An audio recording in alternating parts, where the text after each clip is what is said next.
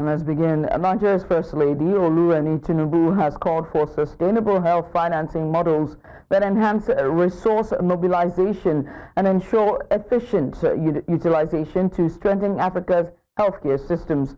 Speaking in Addis Ababa, Ethiopia, on the sidelines of the 38th Africa Union Summit, Tinubu stressed that Africa's economic growth and social stability depend on a robust healthcare system that guarantees access to essential medical services.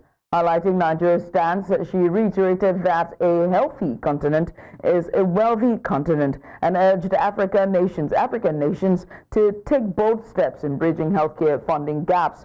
The Nigerian First Lady also underscored the need for increased national health budgets, calling on governments to honor their commitments under the Abuja Declaration, which mandates allocating at least 15% of national budgets to healthcare. The Nigerian government is weighing its response after Canada denied visas to several senior military officials, including the Chief of Defense Staff, General Christopher Musa, a move that has sparked diplomatic concerns. The Minister of Interior, Olubunmi, Tunji-Ojo, and the Minister of State for Defense, Bello, Matawalle, have hinted at a potential decisive response from Nigeria. Speaking at the maiden annual lecture of the National Association of the Institute for Security Studies in Abuja, the Chief of Defense Staff, General Christopher Musa, expressed dismay over the visa refusal, I beg your pardon, calling it a wake-up call for Nigeria. He urged the nation to reinforce its sovereignty and reduce reliance on foreign approvals, emphasizing the need for stronger national self-sufficiency. The federal government has dismissed bribery allegations made by Binance head of financial crime, Tigran Gambarian, who spent 8 months in Nigerian detention over financial crime charges. Gambarian, a U.S. citizen, was recently released following interventions by the U.S. government. He alleged that 3 Nigerian lawmakers demanded a $150 million bribe from him. However, the federal government has urged the public to disregard his claims entirely. Minister of Information and National Orientation Mohammed Idris described Gambarian's allegations as a deliberate misinformation campaign, insisting that it was Binance, not Nigeria, that attempted to offer a $5 million payment to resolve its legal troubles. Chieftain of Afenifere, Ayodele Adebanjo, has died. The elder statesman died at the age of 96, just 2 months shy of his 97th birthday. Adebanjo died on Friday morning at his residency in Lekki, Lagos State. The family confirmed the death in a statement and disclosed that consultations were ongoing with Adebanjo's friends, associates, and various interest groups across the country and beyond to finalize plans for a befitting funeral. News Central's Igbalani Omoni visited the Lekki residence of the Adebanjos and spoke to Segun Ayo Adebanjo, a son of the deceased. Well, personally, this is obviously you only lose your father one time, so this is a very unique experience for me. It's really painful. I mean, he lived a great life. He was 96. There's very little I could ask for in terms of preserving your parents. So I am thankful, but it's still a very painful loss. Well, obviously he left very big shoes to fill, and he was himself trying to fill even bigger shoes in the legacy of Chief. I think that was his lodestar, his guidepost in terms of, he always said he wanted to be able to give good account to Chief Bello at that time when they finally made that. He maintained their principles and their values, and that was his life course. He was in this right from his youth days as a youth leader, so the betterment of Nigeria was basically his life course beyond anything else. To the very last days of his life. He's everyone's father, so it's not a case of just his children trying to follow his footpath, the principles and things he stood for. So I think, yeah, there are definitely a lot of people that will come across, follow up, and try and maintain that So, I mean, we can all see the way the world is going. We pretty much don't have any choice. We have to make this happen in terms of people have to stand up and try and make sure that as I say, the heroes of or the struggles of our heroes past shall not be in vain. Well, President Bola Tinubu has paid tribute to the late Pa Ayo Adebanjo, describing him as a political leader who left an indelible mark on Nigeria's history. Adebanjo's passing on Friday, February the 14th, 2025, at the age of 96, has sparked an outpouring of grief and tributes from across the nation. In his tributes, President Tinubu acknowledged Adebanjo's unwavering struggle for justice, democracy, and national unity, which spanned decades. He noted that Adebanjo's principled voice, which resonated through his years of political activism, will be deeply missed. Tinubu also said, and I quote, his principled voice, which resonated through decades of political activism, will be deeply missed as a nation. We will miss his regular interventions in national affairs, which enriched our political discourse, end quote.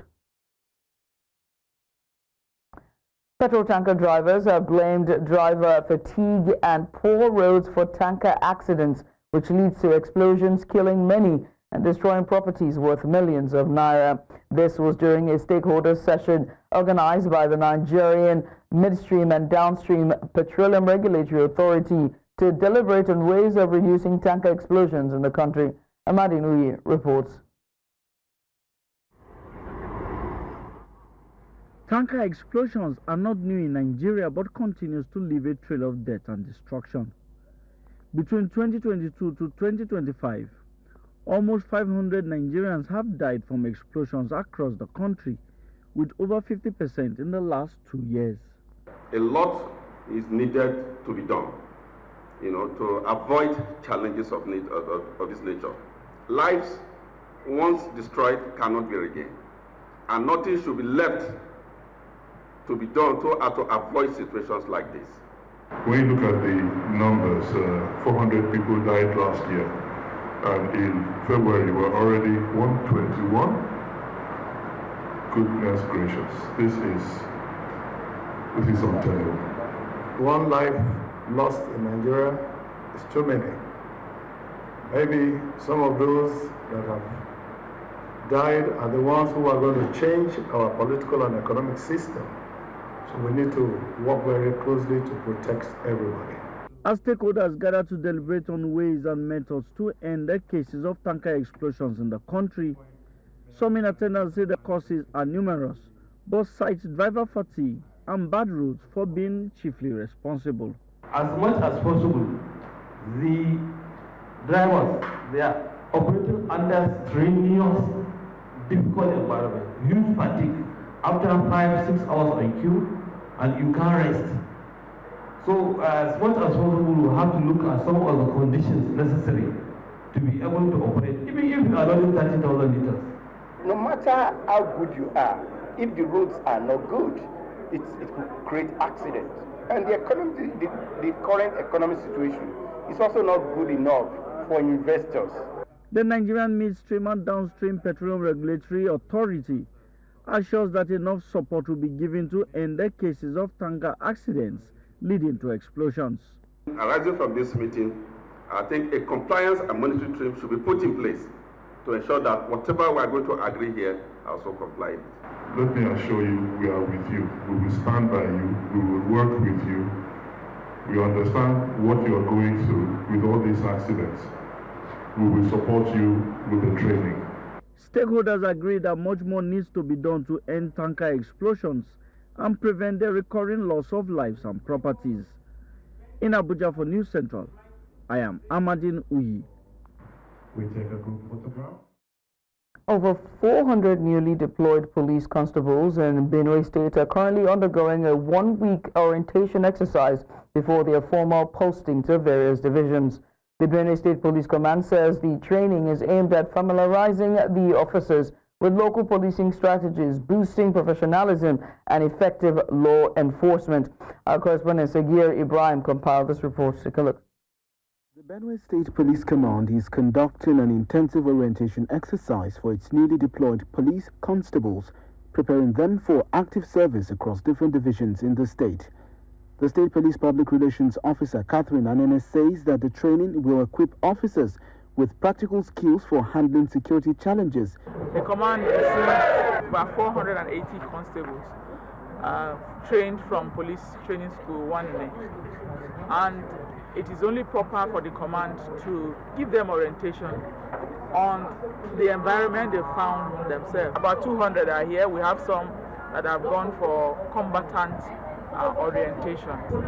We are trying to familiarize them with their current environment so that it will be easy for them to carry out their duties. Anene says that the command is emphasizing on zero tolerance for corruption and focusing on professionalism in line with the Inspector General of Police's reform agenda. IGP Kayode Ekwetoku, he has been on this fight to make sure that issues of corruption become a thing of history within the police.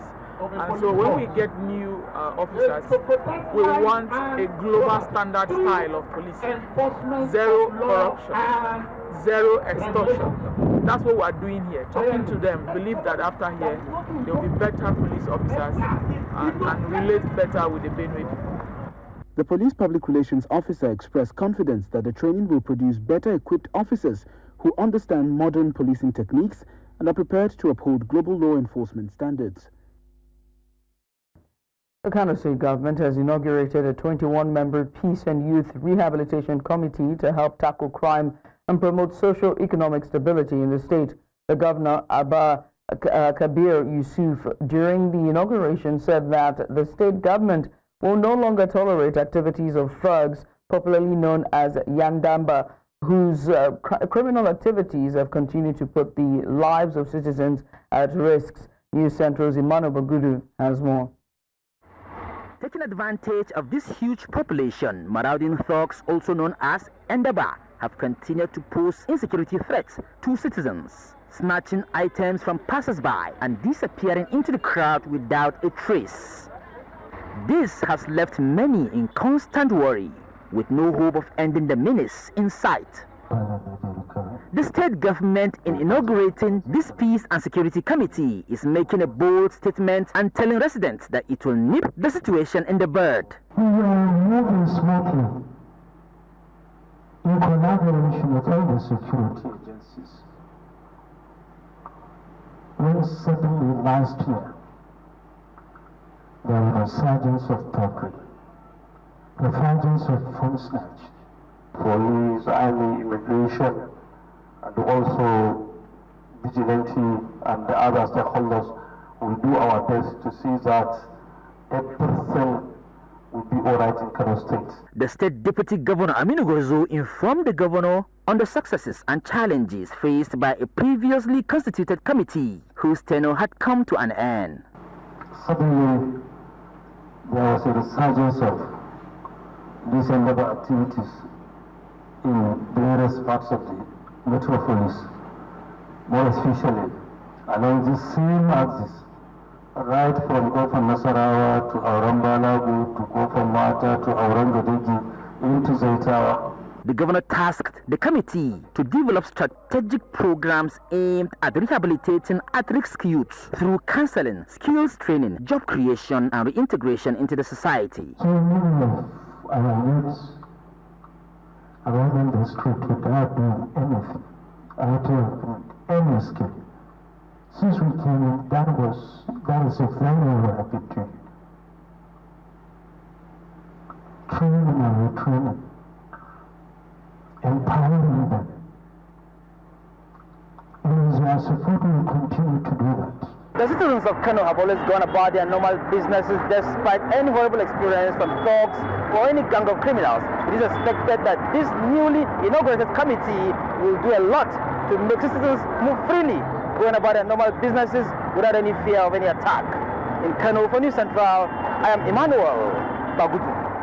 You're watching news now on News Central Television. We'll go on a short break. When we return, House Speaker of the Lagos State House of Assembly, Mudashiru Obasa, takes legal action against the state legislation as the Assembly and the newly elected Speaker after the break. The oust Speaker of the Lagos State House of Assembly, Budashiru Obasa, has taken legal action against the state legislation and the newly elected Speaker, Mojisola Miranda, challenging the legality of his removal.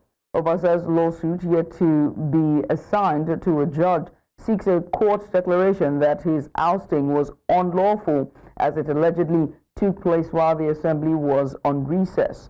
In an application dated 12th February 2025, filed by his lawyer, Afolabi Fashunu San, as a senior advocate of Nigeria, Obasa claims he was removed on 13th January 2025 by 36 lawmakers while he was out of the country. The embattled lawmaker is requesting an accelerated hearing and a court order to shorten the response time for the defendants, giving them just 7 days to file counter affidavits or written addresses post-hearing. Nigeria's National Institute for Legislative and Democratic Studies says that it is committed to strengthening the capacity of legislative staff across the 36 states' houses of assembly to improve legislative procedures. The Director General of the NILDS, Abubakar Suleiman, made this known during a training workshop organized for the clerks of all states' houses of assembly in Abuja. Now, he says that legislative staff play a crucial role in supporting lawmakers in the discharge of their duties and urge them to remain non-partisan while carrying out their responsibilities. We talk of constituency project and constituency allowance. You talk of how things should be done in line with the procedures. So when this institute was created, therefore, to nurture the skill of legislature, I came with the emphasis that it's not just the legislature, but indeed legislative staff too. Their skill must be nurtured. So if you have arrays of programs for parliamentarians in Nigeria, both at the state and at the center, without involving clerks and the support staff, then we are wasting our time. And that is why I want to assure the chairperson and other members of this forum that here at NIS, we are ready to give you all the necessary support.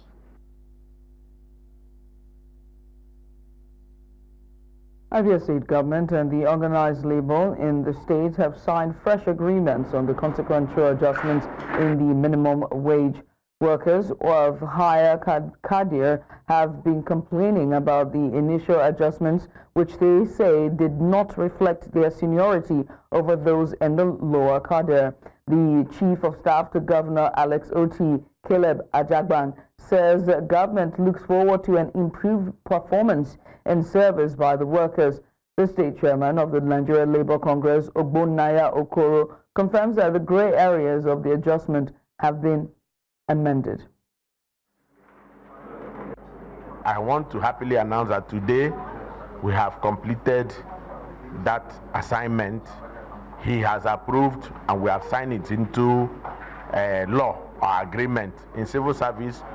Very soon the head of service will pass a circular so that both level 1 to 7, level 8 to 17 are better placed than what we had the other time. Every civil servant in Abia will rejoice with this latest minimum wage correction that we did today.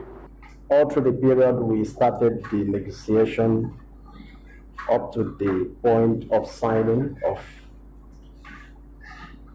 discovering that there were certain mistakes and then reconvening. One thing that has continued to power our commitment to the new Abia is to identify with the vision of His Excellency. Today, I believe that every Abia worker, every civil servant in Abia State will be able to look back and know that to whom much is given, much is also expected.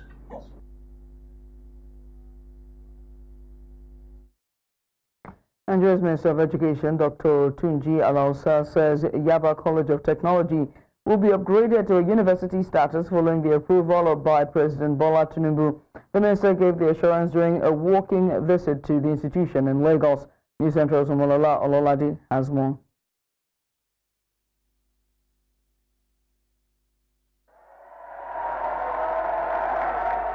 It was an exciting time for students, staff and management of Yaba College of Technology as the Minister of Education, Dr. Tunji-Ojo, assures that President Bola Tinubu has approved the conversion of Yaba Tech to a university. By right, we are supposed to serve. Yes, sir! Besides giving the assurance, the minister addresses part-time students who share their grievances on the need to serve the nation upon completion of their studies, while confidently convincing them of a positive outcome. What you're asking for, I've had the conversation with him. I was going to wait till I got the official memo, but I can tell you now, you've all heard me on stage. You will have your university. I think people that have gone through the part-time ND program are now completed full-time HND program. You should be allowed to serve. I'm completely with you on that. I share your passion, and we will work. We're working already to resolve that quagmire.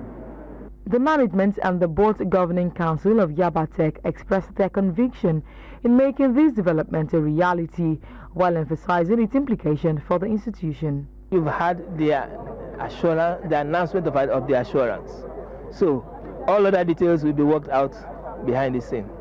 That there is the potential that this place will be upgraded. The students, despite their excitement towards the great news, call on the government to create a conducive learning environment while improving student welfare.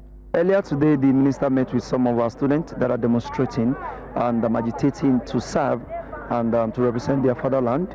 And of course, he made mention of the fact that our request will be looked into.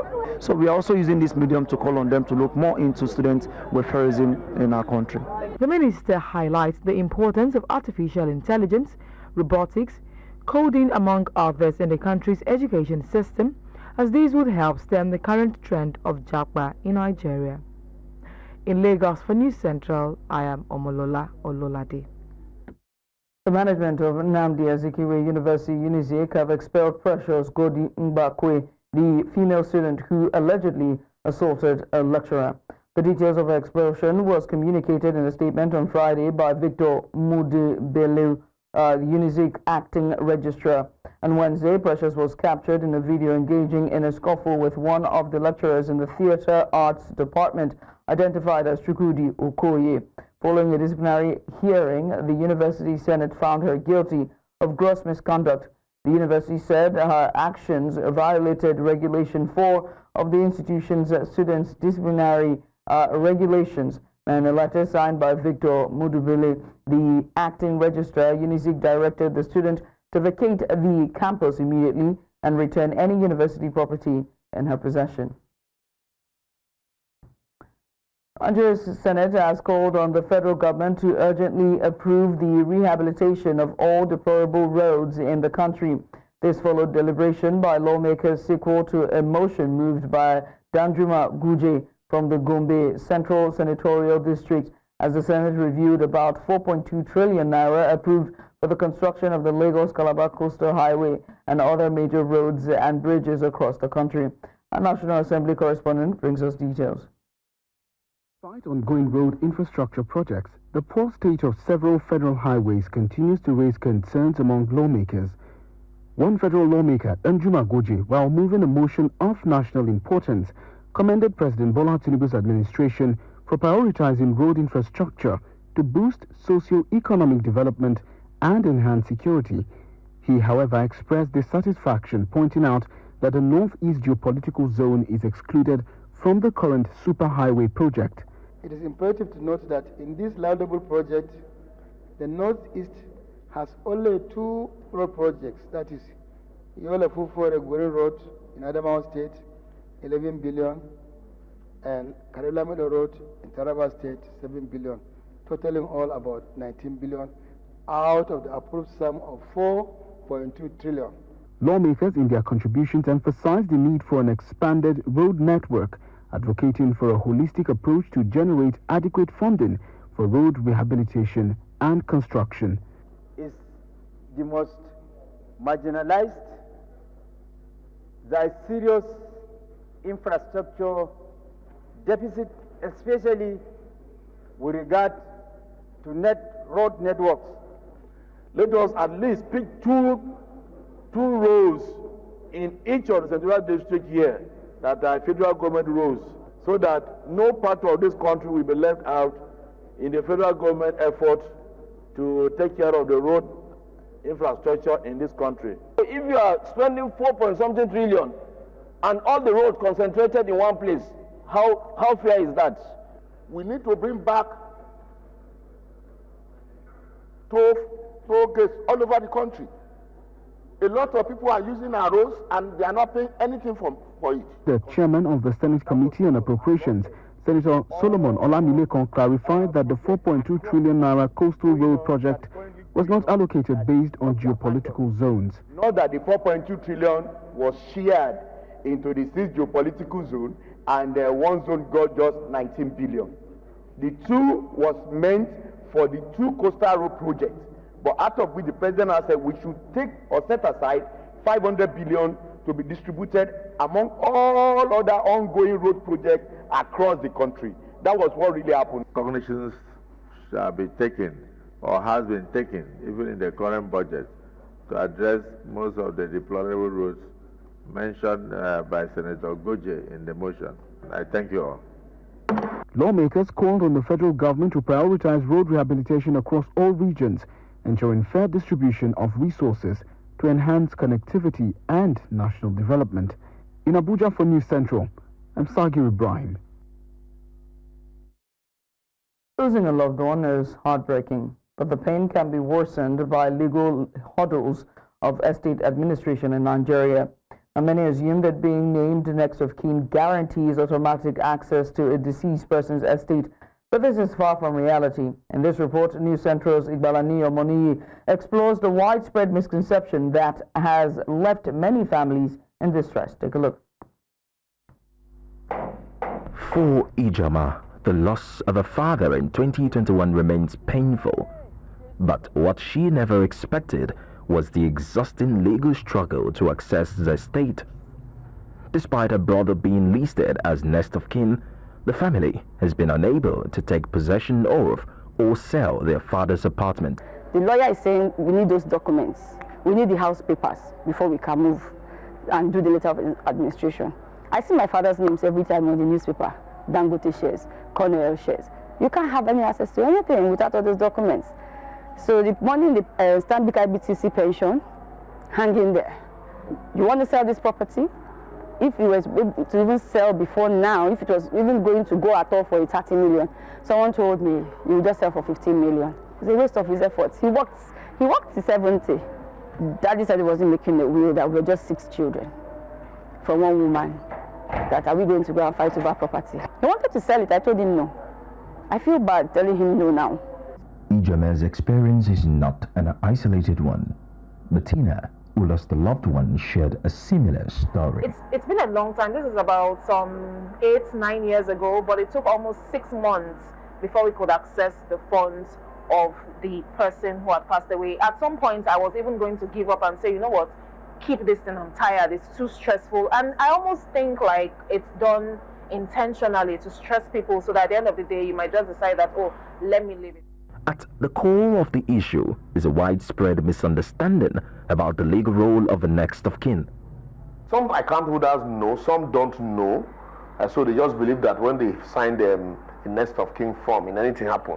But in some cases also, even the account holders are not interested in anybody coming to claim their money. I've had a case where I told the client, I said, why don't you write a will? The first question he asked me was, you won't kill me, next of kin. It's a general term for who can we call in the event of emergency, not to assess, properties. When a deceased person leaves no will, a letter of administration is required to manage their estate. These documents, obtained through a lengthy legal process, is often unfamiliar to many until they are caught in the system. If you have a will, these are just easy things. It's not, you just bring the will and then the bank will need to confirm from the court if this really is the will, and it doesn't take time, maybe between 3 to 6 months, and you have all the funds available. Even with that, I think that's one area I think they should work fast on it than me coming up with a letter of administration to the bank will intend take it to the legal department take it to the high court, and you're giving me 6 months. I don't think that should be okay. Once you can confirm from the legal department, it shouldn't last more than between 14 working days or 1 month at least. But what happens to estates left unclaimed? The central bank came up with a policy that said, look, any fund that has not been used for about 12 years and maybe is not in an estate account, or even if it's in an estate, it has not been used, will be transferred back to the CBN, and the CBN will in turn pay about 9% interest on those funds, and those funds could be used by the CBN or by the government, lending it to the government to use in their capital project. To prevent the legal battles faced by Ijoma and Bettina, experts advise individuals to take proactive steps. You can will your phone, you can will an umbrella, you can will a car. Car is even big to will. You can will a book. If, as a young person, you can set up a small company with you, your wife, and children as shareholders, and then you and your wife as directors, and then use that company to acquire whatever you need to acquire. So if that company, all the assets belongs to the company, there is no asset tied to your name, there's no asset tied to your wife's name, but all the assets are in the companies, are held by the company. You don't need a will. You don't even need a letter of administration because there's nothing tied to your name. So in the event of demise, what just happens is a director just died, and so we need to change signature. As Ijoma and her family continue to navigate the complex legal maze, they hope their story will serve as a lesson to others. In the meantime, experts stress the importance of drafting a will to avoid similar disputes. In Lagos 4 News Central, I am Ikalani Omani. And you're welcome back. The news continues with the ongoing 38th AU conference, where the escalating conflict in the Democratic Republic of Congo takes center stage as the summit opens in Addis Ababa, Ethiopia on Saturday.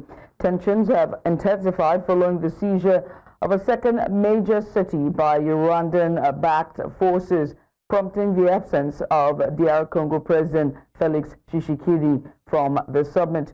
The 55-nation bloc is convening at a time when Africa is grappling with multiple crises, including conflicts in the DR Congo and Sudan, as well as the impact of U.S. development aid cuts under former President Donald Trump. Now, despite representing a continent of 1.5 billion people, the AU has long faced criticism for its slow responses and ineffective resolutions. With fears of a regional escalation in eastern DR Congo growing, pressure is mounting on the AU to take a firmer stance as international bodies continue to raise the alarm. Meanwhile, the UN Secretary General Antonio Guterres has called for the respect of DR Congo's territorial integrity and urged all parties to prevent further regional escalation. Guterres made the remark during the opening session of the African Union Summit in Addis Ababa, Ethiopia on Saturday. His statement comes amid heightened tensions following the seizure of Bukavu, the capital of South Kivu province, by M23 fighters and Rwandan troops. In the Democratic Republic of the Congo, the Congolese people have been suffering yet again from a brutal cycle of violence. And the fighting that is raging in South Kivu as a result of the continuation of the M23 offensive threatens to push the entire region over the precipice. Regional escalation must be avoided at all costs. There is no military solution. The deadlock must end, the dialogue must begin, and the sovereignty and territorial integrity of the DRC must be respected. M23 fighters and Rwandan troops entered Bukavu, the capital of DR Congo's South Kivu province, on Friday, tightening their grip on the relative eastern region. The fighters and their Rwandan allies advanced into the city of around 1 million people with little resistance after capturing the region's main airport. DR Congo's president condemned Rwanda's alleged expansionist ambitions in the mineral-rich region, accusing Kigali of backing the anti-government armed group. As M23 and Rwandan troops closed in on Bukavu's outskirts, shops and businesses shut down and terrified civilians fled the city. Amid growing regional concerns, African leaders have called for an immediate ceasefire to prevent further escalation. Back in West Africa, municipal and regional councillors in Togo began voting on Saturday in the country's first ever senatorial election, despite growing concerns that the president is laying the groundwork to extend his grip on power indefinitely. Several opposition parties have boycotted the vote, while civil society groups have condemned the constitutional reform as manipulative and undemocratic. Under the new system, the presidency becomes a ceremonial role, with executive power shifting to the president of the Council of Ministers, a position currently being held by the president himself. Having ruled since 2005 after succeeding his father, who governed for 38 years, his political maneuvers have fueled fears of an uninterrupted family dynasty. You're welcome back. Ukrainian President Volodymyr Zelensky on Saturday said that there can be no decision on the Russia-Ukraine war without the participation of Kyiv and Europe, as the U.S. tries to push for talks with Moscow. Zelensky said this during the Munich Security Conference. U.S. President Donald Trump on Friday said that Russia, Ukraine, and the U.S. would meet on the sidelines of the Munich Security Conference to discuss ways to end the war. Meanwhile, Zelensky urged Europe to, in a quote which says, "Act for your own sake," as questions hang over U.S. backing in the face of the threat from Russia. Ladies and gentlemen, I believe in Europe, and I'm sure you believe too. And I urge you to act for your own sake.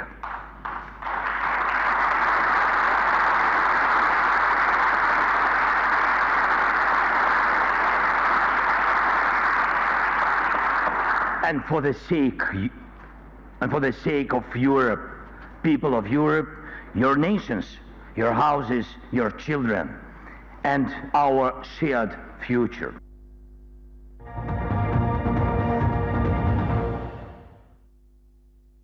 Tier 3 banks in Nigeria are being encouraged to consider mergers or downgrade their licenses as they face challenges in meeting the Central Bank of Nigeria's revised capital requirements, according to a rating agency. Ayokunle Olubunmi, the head of financial institutions ratings at Augusto & Co., shared his insights on the potential impact of mergers and acquisitions among Tier 3 banks, how these moves could strengthen the Nigerian banking sector, and the likelihood of license downgrades for banks that fail to meet their recapitalization targets. Take a step backward and look at the last recapitalization exercise that we had in 2003 up to 2005. You notice that then from about 90 banks that we had, after the exercise, the number of banks shrank to about 24 banks that we had. And we could say that it's not only that didn't lead to instability in the industry, actually even strengthened the banks. The banks were bigger, they could handle bigger transactions, they were supporting more businesses, both in Nigeria and also even abroad. Right? So we believe that recapitalization will strengthen the banks, right? It will make them even stronger. I'm talking about the downgrade, and like I said earlier, okay, now if we want to look at those banks, the non-interest banks, a lot of them don't have issues because normally the target is 20 billion for the minimum paid-on capital, and most of them have either surpassed it or they've already raised the capital and waiting regulatory approval.